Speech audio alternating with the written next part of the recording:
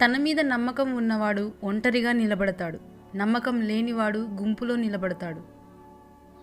ఆస్తి లేకపోవడం పేదరికం కాదు, నీలో ఆత్మవిశ్వాసం లేకపోవడం అసలైన పేదరికం. హద్దులు మించిన ఆశలు ఉన్నట్లయితే శక్తికి మించిన కష్టం కూడా పడాల్సి ఉంటుంది. వదులుకోవడానికి ఇష్టపడకుండా చివరి వరకు పోరాడే మనిషిని జయించడం చాలా కష్టం. అన్నీ ఉన్నాయన్న అహంకారం వద్దు. రాత్రంతా కష్టపడి విరిసిన పువ్వుకే తెలియదు తెల్లవారితే దాని పయనం దేవస్థానానికో లేక శ్మశానానికో అని. నువ్వు మార్గం వెంట పోవడం కాదు, మార్గం చేసుకుని వెళ్తేనే నీ ప్రత్యేకత ఏమిటో ప్రపంచానికి తెలుస్తుంది. ఎవరూ నడవని దారిలో ఒంటరిగా నడవడం అంటే రాబోయే తరాలకు మార్గం చూపడమే. కష్టాలు చూసి భయపడకండి, సంతోషాలకు ఆనందపడకండి. అవి కేవలం మీ జీవితంలో ఒక్కో అడుగు మాత్రమే, గమ్యం కాదు.